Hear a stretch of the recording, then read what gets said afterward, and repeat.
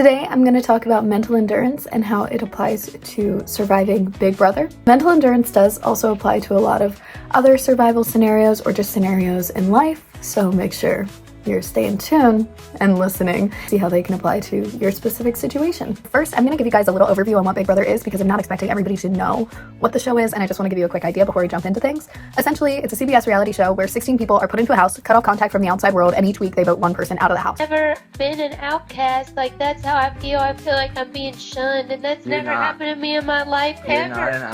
Now, during every week, there are like 2 or 3 competitions. During those competitions, you get certain perks, and essentially, you're closer and closer to staying. The last person in the house is the winner of Big Brother. Big Brother competitions can be split into 2 categories, which are the physical and the mental comps. So we're going to focus on the physical comps, but it also kind of applies to the mental comps.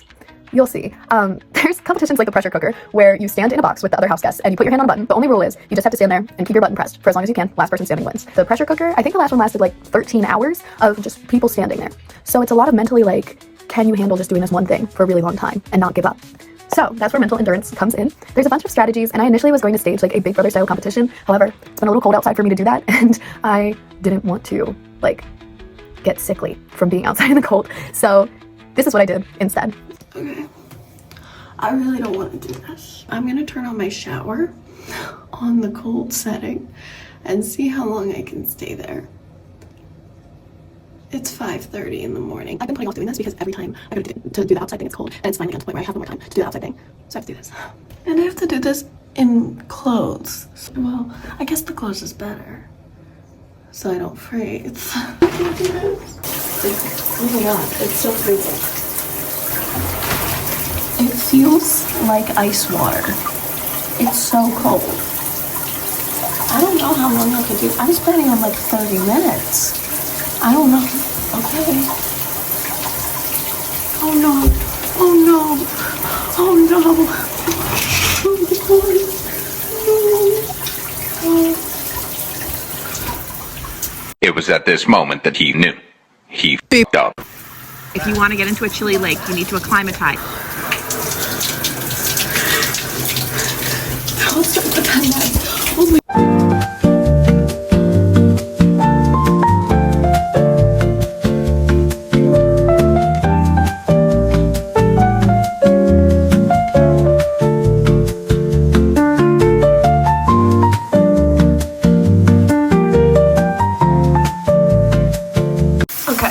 Update. It's been almost 8 minutes, but I think I can stay in here for really long, honestly. It's just kind of boring, but it's fine. But this water is actually still ice cold, and I am like shivering pretty bad. I don't know. I feel like they're not in this cold of conditions on Big Brother. So I'm gonna give myself a pass and let me get this up.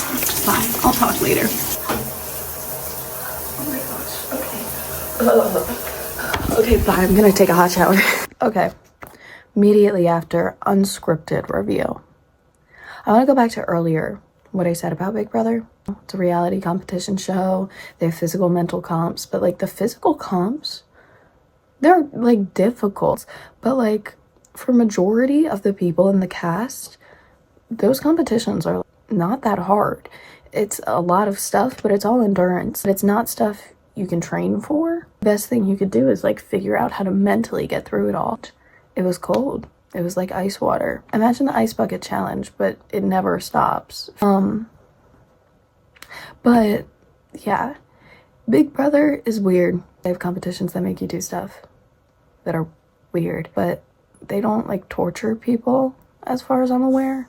I mean, a little bit, that's kind of the fun of the show, but they don't like make people freeze in showers.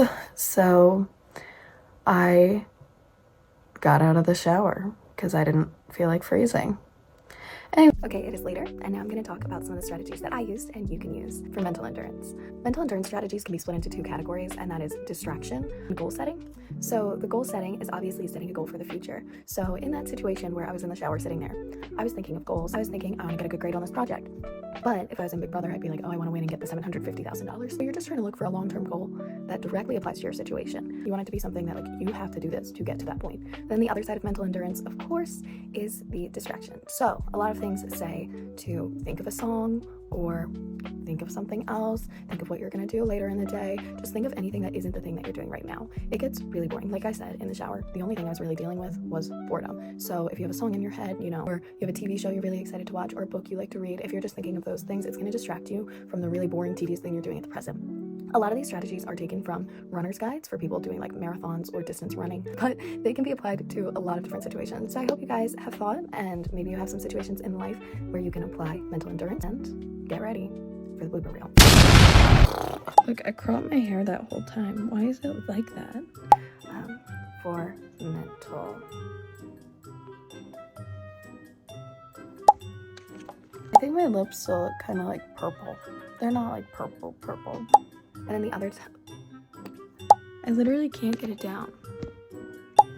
I was gonna do something different actually, but it's been like 45 degrees outside every day and I don't actually want to freeze.